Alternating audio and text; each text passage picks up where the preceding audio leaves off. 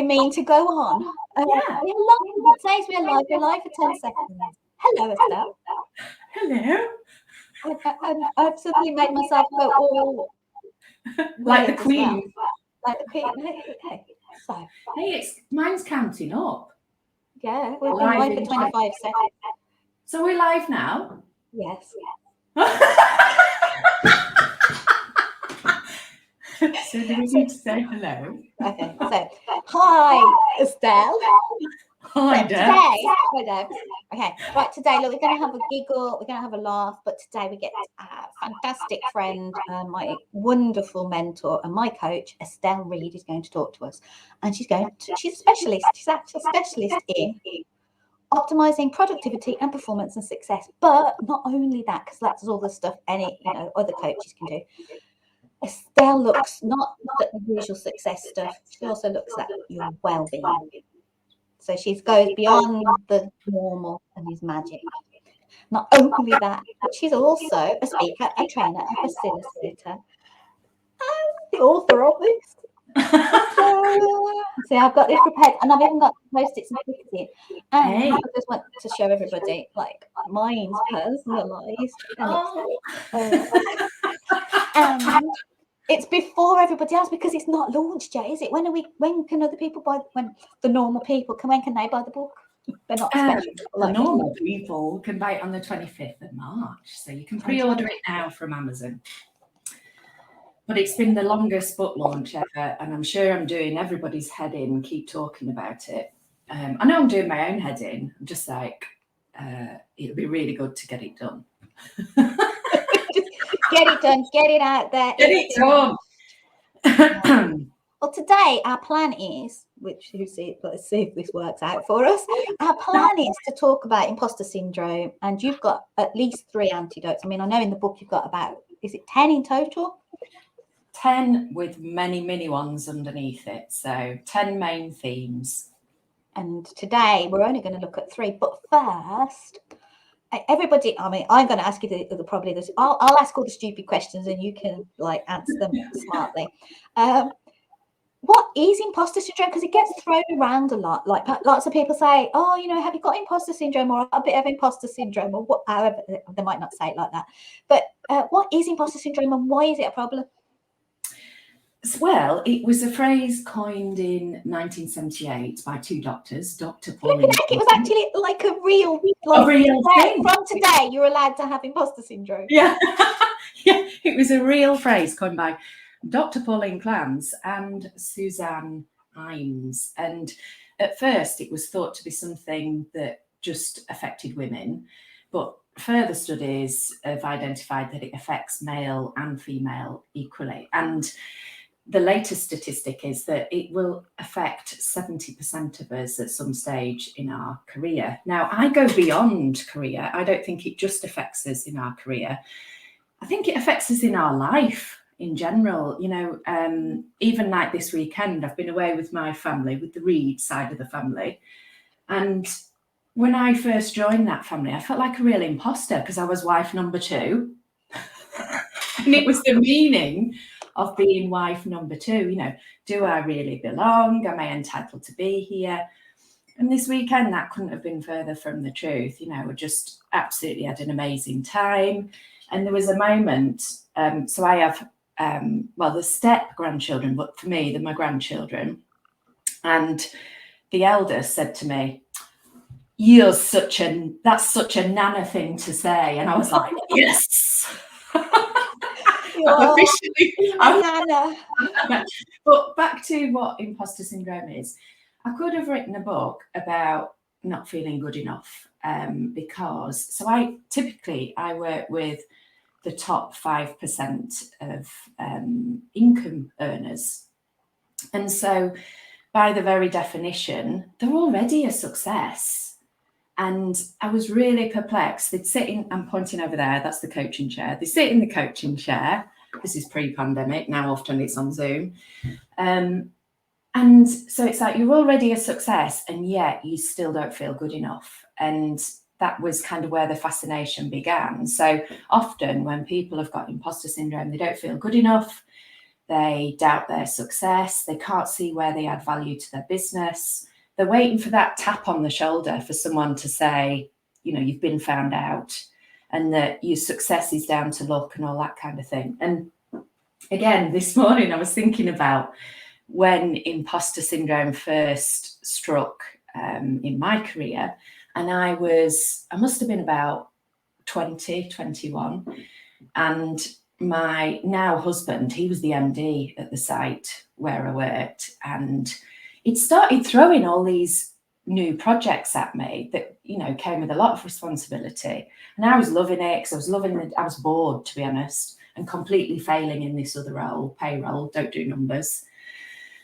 And I remember being sat on the toilet and there was these two women outside talking about me. And there was this leadership development program that had been put on, and it was all about developing the business. And anyway, I'm sat there, and this other woman who turned out she had a crush on my husband, she said, "What's that piddly Estelle Jenkinson doing on this program? She's the most junior person in the business." And it was true, I was the most junior person in the business.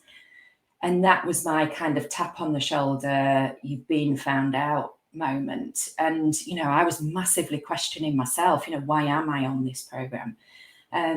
So that's just generally the themes. It's what my clients typically tend to experience as well. So, and you said that was like your first. Have you had other imposter syndrome feelings or notes?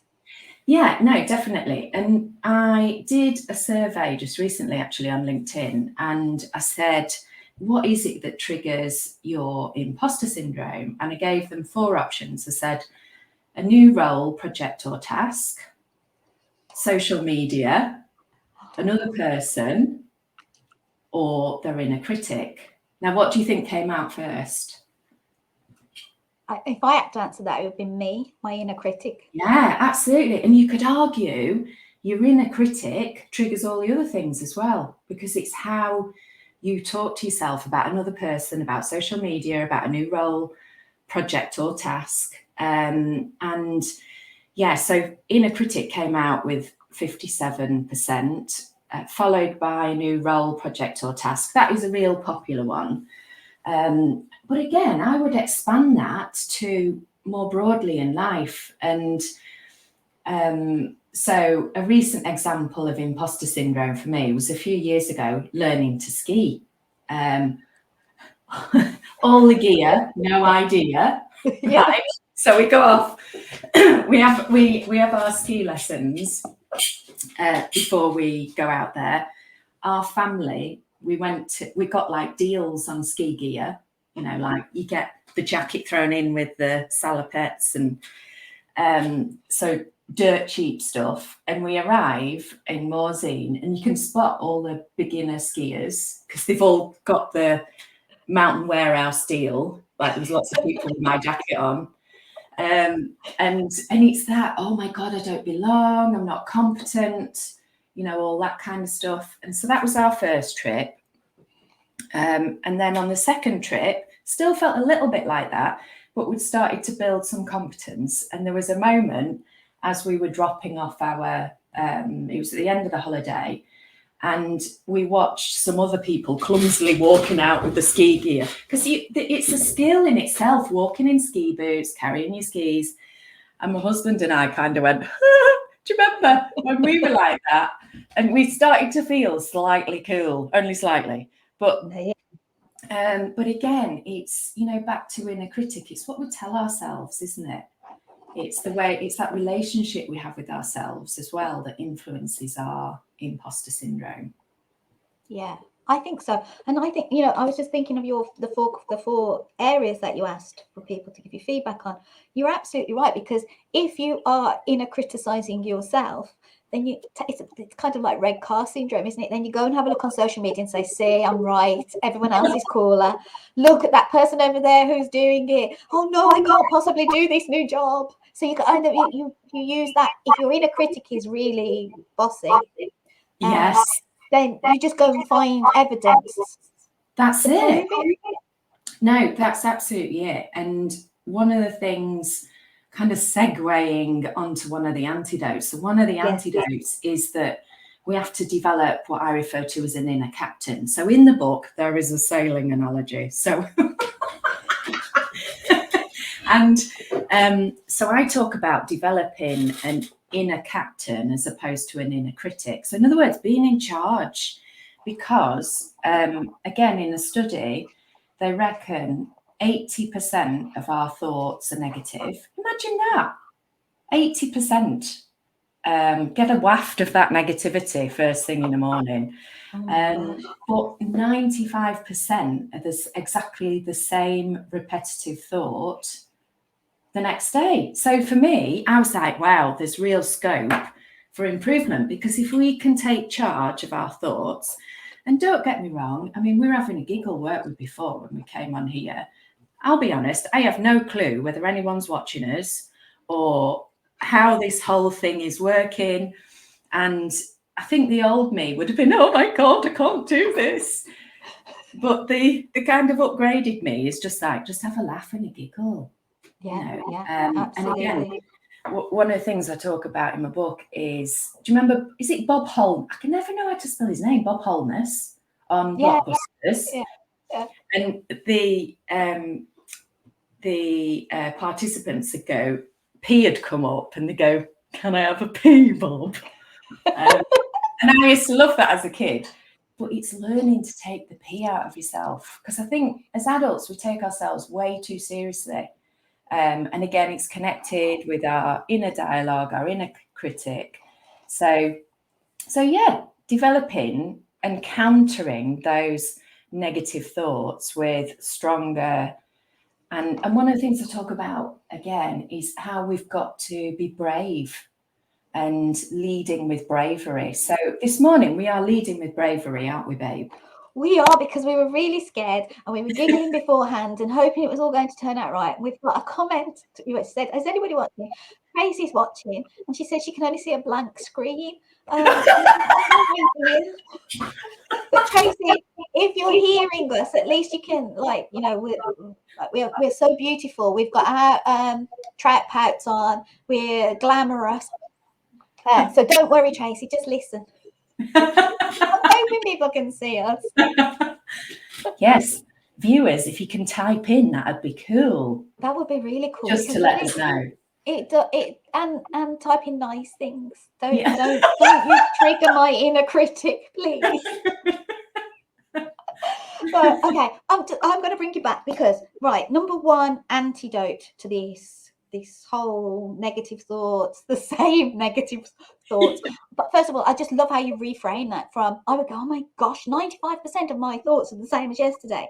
And then the next day I'd go, 95% of my thoughts are the same as yesterday. Whereas what you said, that's great scope for improvement. Okay, so maybe tomorrow I could say 94% of my thoughts are the same as yesterday. That would be a whole huge improvement, wouldn't it, really? Of course it would. And as I say, I am by no means perfect, but, and again, the idea with the book is, because a client said to me the other day, he said, your book is a bit different in that, he said, with most books, he said, they start with a theme which they build through all the way through. He said, but to be honest, you can get away with just reading the first few chapters because you've got what the book's about then. He said, but with your book, you've got to read every single, well, you don't have to read every single chapter. You can dip in and out, but every single chapter is different. And that's, yeah. I've lost my thread. Can't remember. You've lost your thread. Don't you worry. I'll bring you back to a thread. Okay. Look, on page, I'll find a thread. Let's find a thread. On page 146 of your book. Yeah. Okay. We have antidote number 8, which is develop your inner captain. So, yes. Okay. Now, I know you started us talking about this, and you said bravery. Yes. What do you mean? Because bravery, what, to sort of just jump out there and do scary things, or what's bravery? So I refer to some transactional analysis theory, which is the Cartman drama triangle. So the Cartman drama triangle. So we've got persecutor, rescuer, and victim. Now, when clients come into my office, sometimes they will persecute the organisation. It's the organisation's fault. They are doing this. They don't value me, which of course they're not in control of that. It's external to themselves. Or they're victims. So, you know, they get into, we talk about tethered elephant syndrome. You know, you tethered. So the tethered elephant syndrome is baby elephant is tethered with a stake. It learns it can't move, it can't do anything. Baby elephant grows into a big, strong elephant. The same stake is used, but it's not learned, it's not updated the program to realize that actually they're really resourceful and they can pull the stake out. And that's sometimes where my clients fit, in that they're stuck in victim, that there's nothing I can do, it's everybody else that's creating this issue for them. And of course, it's nice being in that position of victim, because do you know what? We get attention, people come to our rescue, but sometimes people don't come to our rescue. And also, we don't learn and grow in confidence when we stay in victim. So when we come out of the triangle, it takes bravery to come out of that triangle and to not be rescued or to not be persecuted by something. And so again, often when clients come to me, they're miserable, they're stressed out, they're overworking, they're time poor, and yet they've got loads of money, but they've no time to enjoy the fruits of their labour. And that's a really kind of miserable place to be in. So one of the chapters is about, first of all, about aligning towards your strengths, which I'll come on to in a bit. But second of all, journeying to what I refer to as destination joy. So we're moving away from misery towards joy, and destination joy requires bravery, because it's about you doing new and different things. And you know, I love the fact that we're doing this morning, don't you? I think it's like, it's exciting as well as a friction. There's like, oh, what if it all goes wrong? What if it sounds? What if nobody listens? We've got all this going, and yet we're still having fun. Yeah, exactamundo. Yeah. What's the worst that can happen, as they say? So hopefully that helps shed some light on the bravery piece. Okay. So our inner captain is brave and is leading us to destination joy and away from misery. Yes, correct.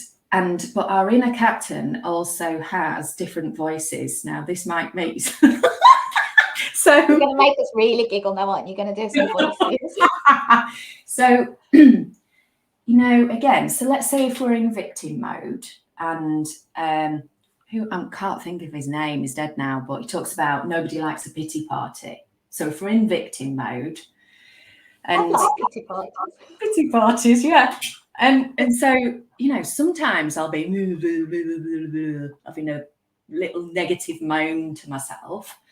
And so I have to be the brave captain. I need to take charge. I need to use my inner captain, and I have to use an appropriate voice. So I have 3 different types of voice. I have Mrs. Whiplash. Right. I use Mrs. Whiplash when I'm in my pity party. So I don't take any notice, non-notice. I don't take any notice, but I don't take any nonsense either. And I'll say, come on, you know, what are you going to do about this? So I give myself a bit of a kick up the bum.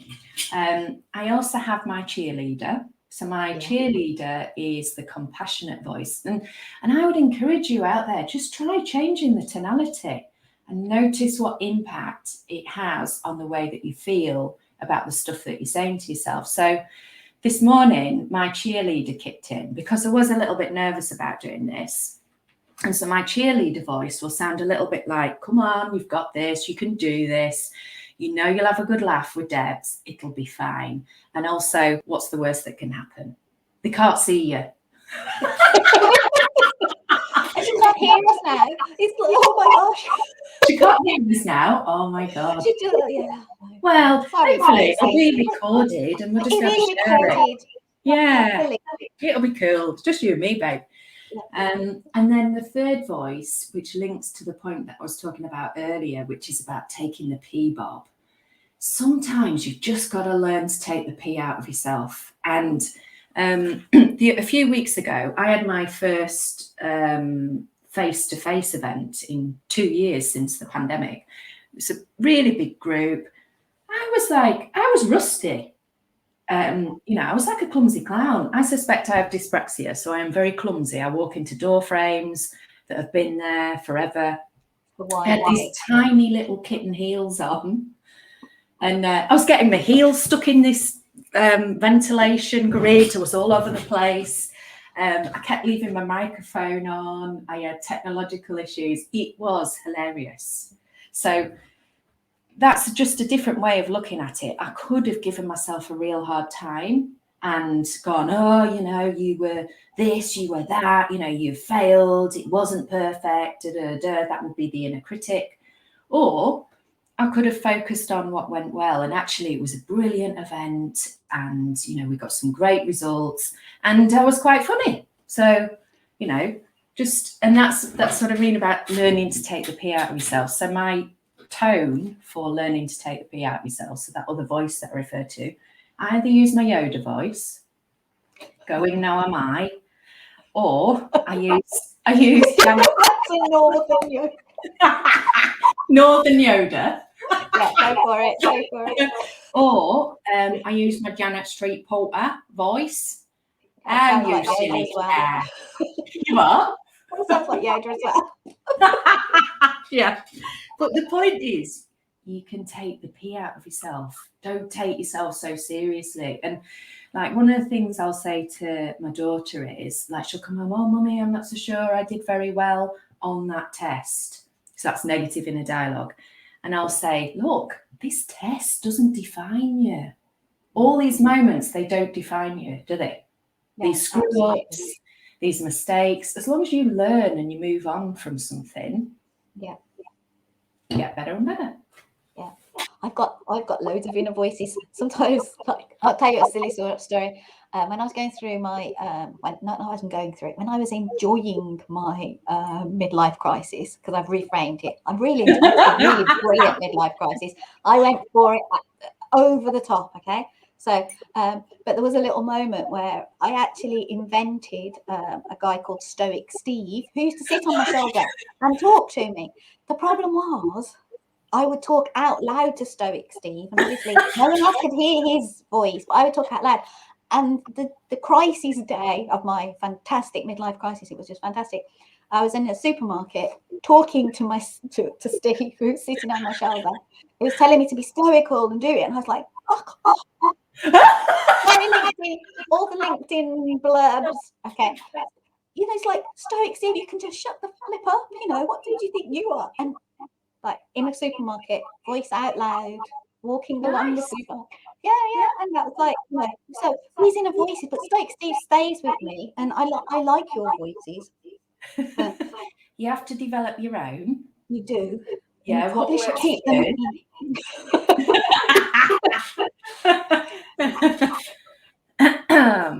Okay, so that's number one. Inner captain. Get this inner captain, brave inner captain. And have these inner voices that help you be brave. Yes. What's absolutely. Antidote number 2? Number 2 relates to the chapter which is about aligning towards your stars. So on page 67, aligning towards your stars. Look at that. So one of the things, again, I notice, which I get really gobsmacked with my amazing beings that are my clients, and I look at them, and I was working with a person just recently. They'd had a brilliant outcome, and lots of people were telling them that it was a brilliant outcome. I was feeding that back, and it was just like Teflon. It was just, flying off. And this isn't my phrase. I can't remember where I pinched it from either, but they say rather than compliments and our strengths and the things that we're brilliant at, rather than them flying off like Teflon, we want to make them stick like Velcro. Because the interesting thing is that so a success or our strengths or anything that's positive about us, it takes a lot longer for it to register in our brain. So we have to sit with it. and we have to acknowledge it. And I had a bit of a moment like that at the weekend, actually. I don't normally work at the weekend, but I've been pushing towards the deadline because people have got my book out there. And I was telling you about that book review. One of her criticisms was, and I clicked on a link and it wasn't there. And it wasn't, because my website's not live. And so we're pushing towards this deadline, ready for the book launch, because people can access resources. And I was looking at the almost final version of the website at the weekend. This was first thing. And I was like, bloody hell, this is really cool, in that it was the culmination of lots of projects over the last 18 months, loads of stuff on there. And I had to force myself to sit with it and to celebrate it, because, and that's what I mean about, you know, making it stick like Velcro, sitting with those things, because when we let things brush off like Teflon, that's where it damages our self-esteem. No wonder we're feeling like an imposter if we're not acknowledging those brilliant things that we've done. So one of the things I talk about in the book is we perform at our best when we're aligned to strengths. So again, this isn't just made up stuff. It's based on a study by Donald O. Clifton. He's part of the Gallup team. And he discovered that those that received strengths feedback had 12.5% better productivity. But also turnover rates were lower by 14.9%, and also profitability increased by 8.9%. So basically what that data is showing us is that if we're aligned towards our strengths, we perform much better, but we need to be aware of what those strengths are. And I remember at the time I was head of HR for a law firm, and there was a real kind of pivotal moment where I did one of the strengths profiles, and there was stuff on there that I was totally unaware of. But once I was aware of that strength, so one of them is that I'm a natural visionary, and I found that really hard to believe. So it was a natural trait in me, but I'd not yet developed the skills in that area. So I went off and I pursued skills in that area, and now it's a fundamental part of my business, and I love doing that with clients. So it's first of all, it's acknowledging your strengths. And I'm going to talk to you about antidote number 3 and how you can do all of these things, because it's brought together in a document which I'll give you for free, which is part of the book or the series. But yeah, we need to be aware of our strengths, and we need to acknowledge them, but we also need to embrace our successes. And it's not in, whenever I suggest this to clients, they go, oh, well, I don't want to be big-headed, and I don't be arrogant. And it's not about you going, hey, everybody, these are my strengths. It's that I refer to it as self-appreciation. It's you appreciating yourself. Nobody needs to know that you're doing it, but this is about you. So, getting rid of this imposter syndrome by actually acknowledging, your talents and abilities, etc. But I can recommend 4 strengths profiles. The Strengths Finder, which is by Gallup. There's the Strengths Profile by Capfinity. That's a UK-based firm. Then there's 2 free profiles. There's something called Via Strengths. Yeah. And then there's also something called 16 Personalities. And I can recommend all of those. They're all brilliant. But again, part of the whole process, so again, the book is a process. It's about raising awareness. How can you be the captain in charge of stuff that you don't know exists? So that's antidote number 2, acknowledge your strengths. And just one moment there.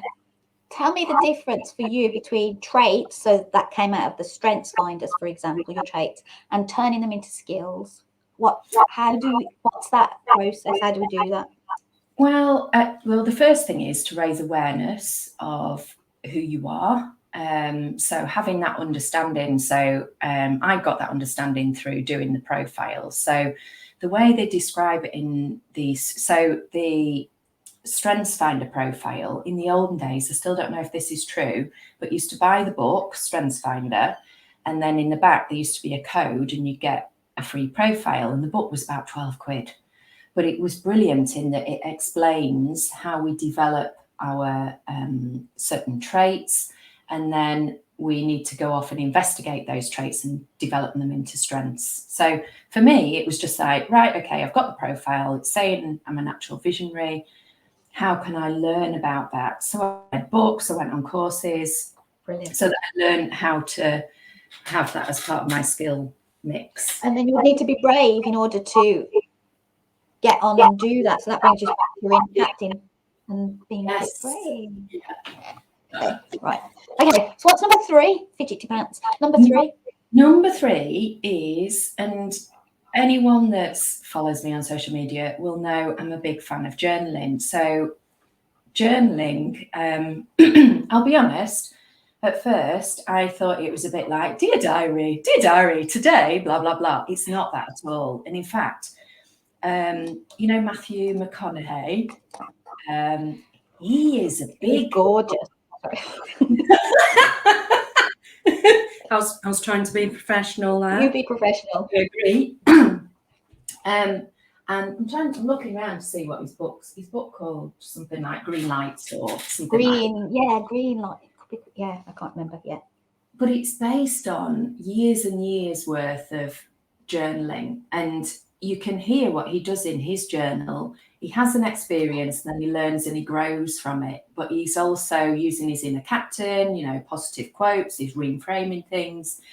And I discovered that actually after I designed my own process. But it adds kudos, doesn't it? When a bloke, first of all, is doing Dear Diary, and a very successful bloke. And then when I did further research, there's loads of other successful people that use journaling as well. But often when I used to encourage my clients to journal, they'd feel a bit lost, like, well, where do I start? I've nothing to say, would be one of the common themes. So I developed a journaling process.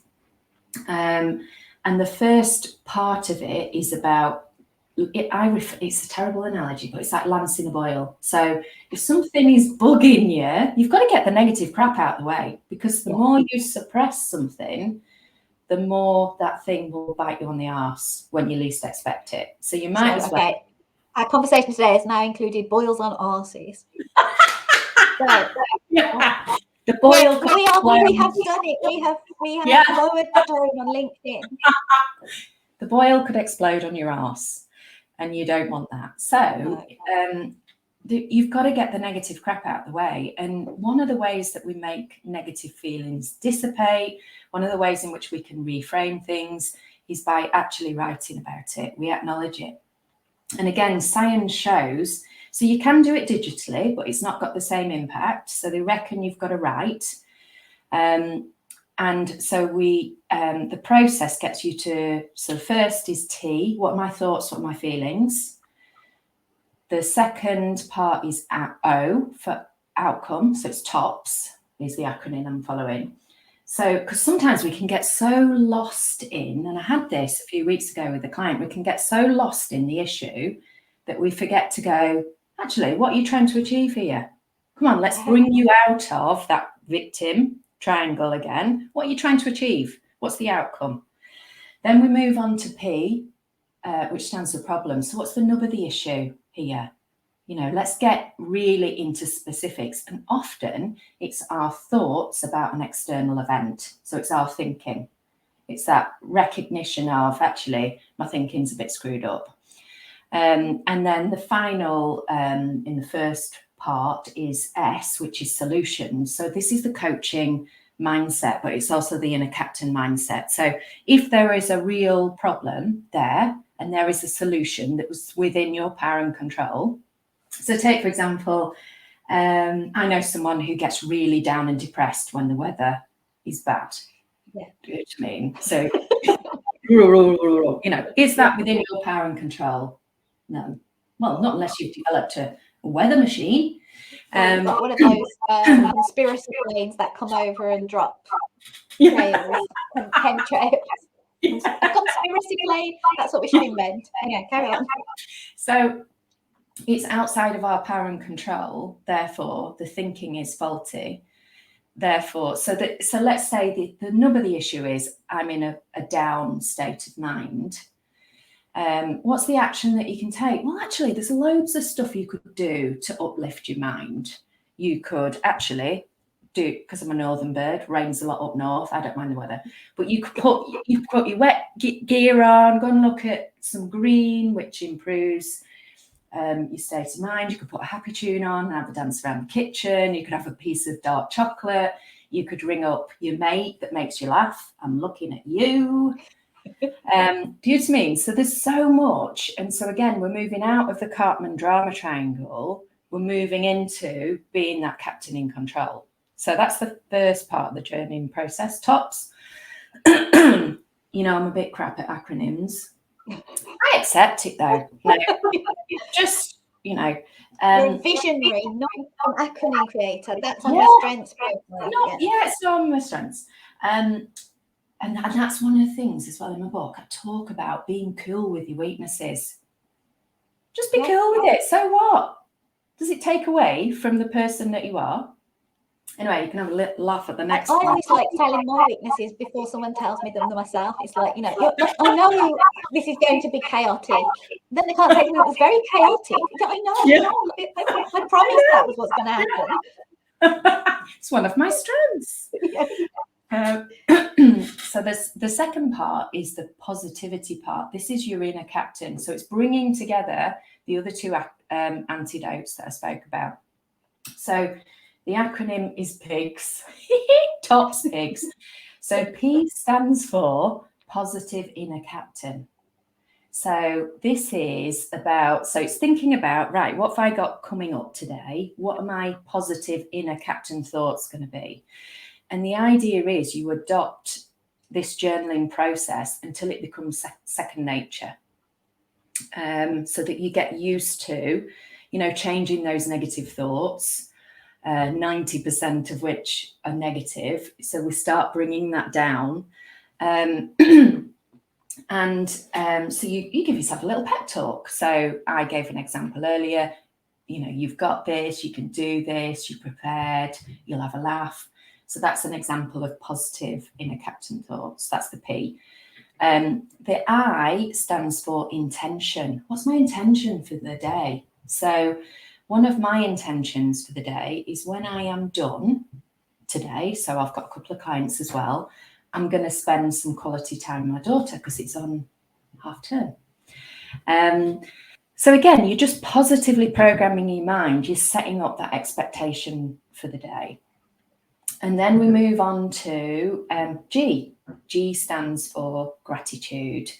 And again, scientifically proven to improve mood, to make you feel better. And, if you're so lost in a problem and, this is wrong, that's wrong, I'm a failure, or I'm not good enough, whatever it is, actually stop and take a look at your life. Really, there's always going to be someone behind. And there's always going to be somebody ahead. So what? You are where you are. You can find magic in most elements of life. Whether it's your husband looked gorgeous as he left for work, I am really grateful for that. It can be small things.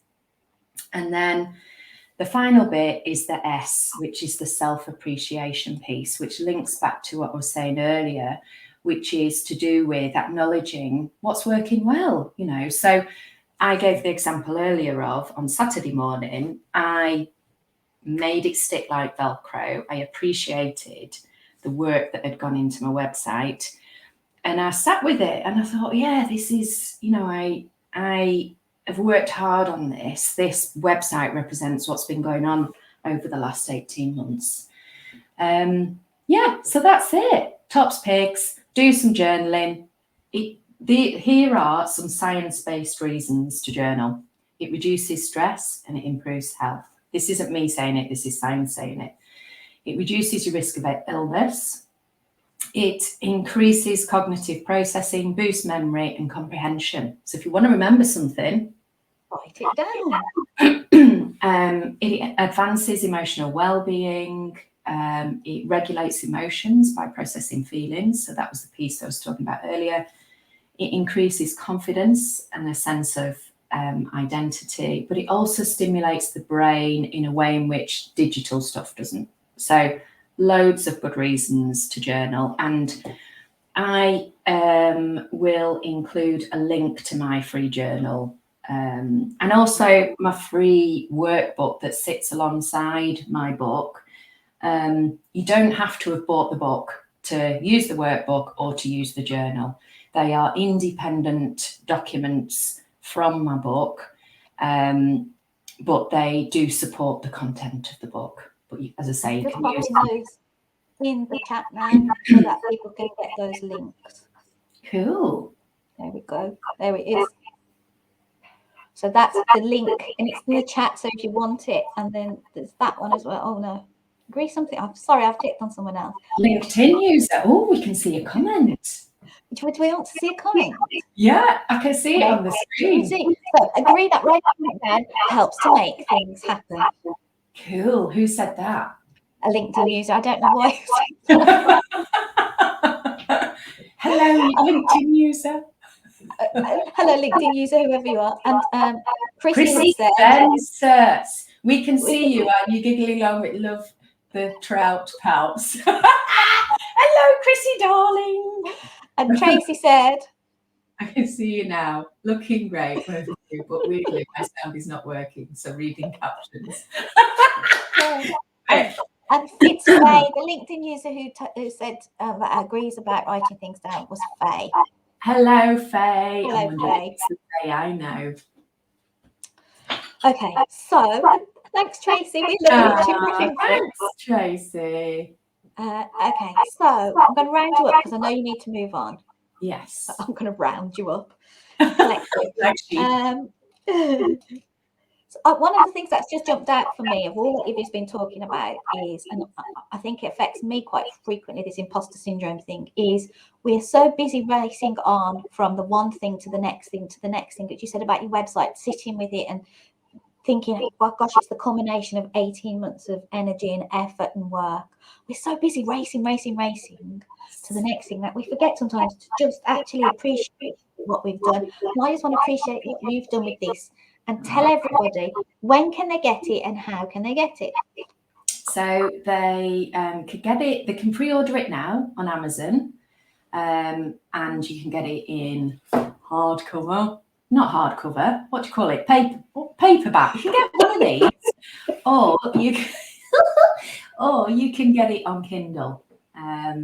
But it's going to be published on the 25th of March. We've got a book launch in Waterstones in Derby. Whoop whoop! 70 people come in! Yay! Wow! Can't wait. And are you going to live it? Are you going to live stream yourself? Yes, live stream it as well for anyone that can't make it. Are you going to do a big speech? Yeah. Will there be champagne? Yeah, we've got canapes and fizz. So if I'm going to